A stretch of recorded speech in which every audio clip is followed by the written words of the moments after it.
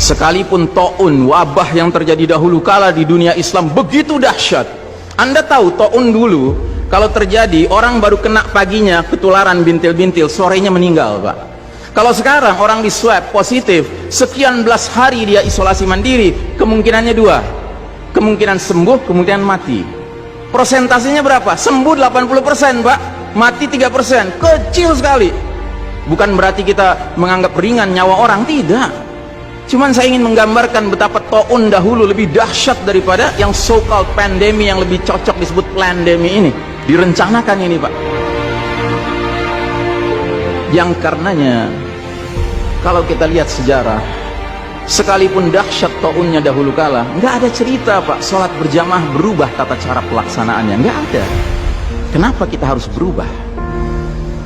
Dan saudaraku rahimakumullah, kami cuma mengingatkan beberapa pesan dari Nabi SAW tentang sholat ini. Yang pertama, Nabi mengatakan, sallu kama ra'aitumuni usolli.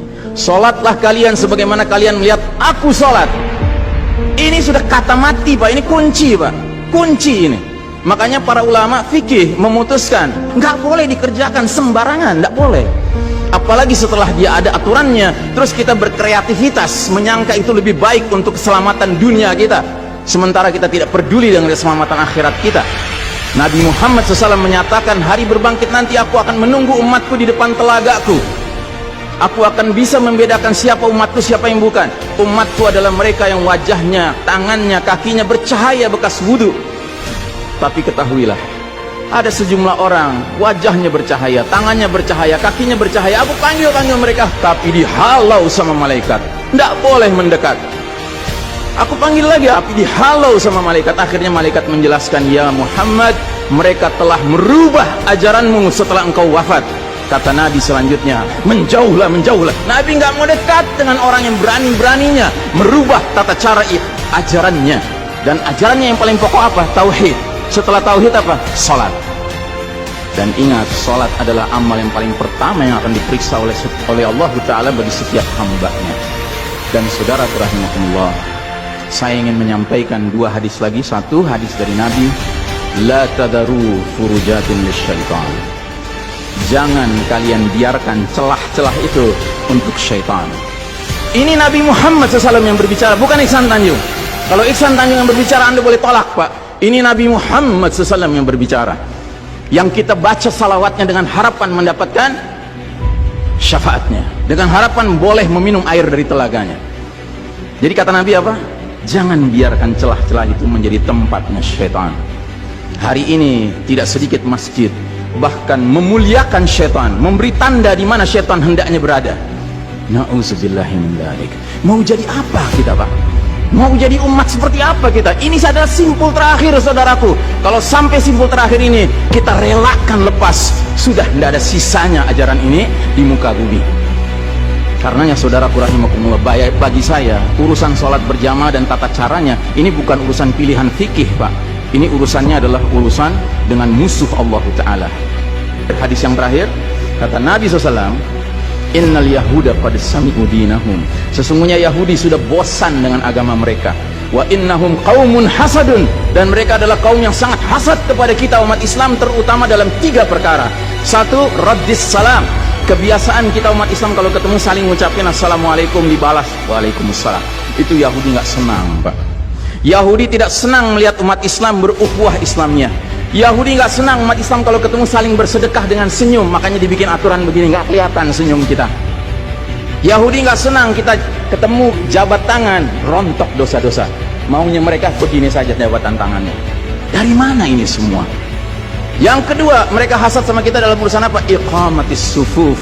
Dalam tata cara kita menegakkan saf kita. Ingat, Pak, saf dikatakan tegak syaratnya 2. 1 lurus, 2 rapat. Bukan hanya lurus tapi renggang-renggang, atau rapat tapi meliuk-liuk. 3, harus dua-duanya lengkap. Sehingga Nabi sampai bertanya, kenapa kalian gak bersaf seperti malaikat di hadapan Allah? Para sahabat bingung, bertanya, bagaimana malaikat?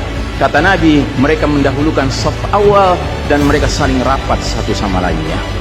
Jadi Nabi itu bangga kalau umat Islam sholatnya seperti para malaikat di hadapan Allah Ta'ala. Harusnya itu menjadi kebanggaan kita juga. Dan harusnya kita tersinggung kalau ada pihak yang berusaha untuk mengacak-acaknya. Dan yang terakhir, yang ketiga, Yahudi itu hasad sama kita dalam urusan apa? Dalam urusan umat Islam, di belakang imam sholat wajibnya mengucapkan amin. Makin keras suara amin itu, makin geram mereka. Karenanya mereka bikin aturan, sempat 2 bulan masjid ditutup-tutup sama sekali, nggak terdengar suara amin dari jamaah, karena nggak ada yang boleh ke masjid. Tapi sekarang setelah dibolehkan, masjid yang bisa muat 2000 orang, cukup 500 orang, cukup 700 orang. Supaya apa? Sekurang-kurangnya aminnya bisa berkurang. Maka sekarang pertanyaan besarnya adalah, untuk siapa kita sholat? Atau untuk mereka? Inna sholati wa nusuki wa mahyaya wa mamati lillahi rabbil alamin. Mudah-mudahan apa yang saya sampaikan tidak membuat bapak dan ibu makan nggak kenyang, tidur nggak nyenyak, tetapi semakin sadar betapa kita sedang hidup di era penuh fitnah di akhir zaman, dan musuh-musuh Allah sedemikian sistematis, sedemikian terencananya membuat kita sadar tidak sadar meninggalkan din kita. Yang paling mengerikan kalau sampai sudah nggak ada perasaan lagi risau dengan ini semua. Karena apa? Nabi bersabda, siapa lihat kemungkaran ubah dengan tangan, nggak bisa dengan lisan, nggak bisa dalam hati. Dalam hati itu maknanya apa? Ingkari itu sebagai kebenaran, itu mungkar. Dan itu kata Nabi selemah-lemahnya iman. Sehingga di hadis yang lain kata Nabi, kalau mengingkari saja sudah nggak ada, udah nggak ada iman sama sekali. Nah, yang kita khawatir kalau kita ternyata ridho saja dengan aturan sholat WHO ini, Pak. Padahal harusnya kita sholat dengan cara Nabi Muhammad SAW, bukan caranya Tedros atau Bill Gates. Kepada jamaah, inilah nasihat dari hati yang paling dalam kepada saudara-saudara yang saya cintai karena Allah, yang kita sama-sama bersalawat, kita sama-sama mengharapkan air dari telaga Nabi. Tapi boleh jadi nggak semua kita ngerti apa yang harus kita lakukan agar air telaga itu dapat jaminan kita boleh meminumnya.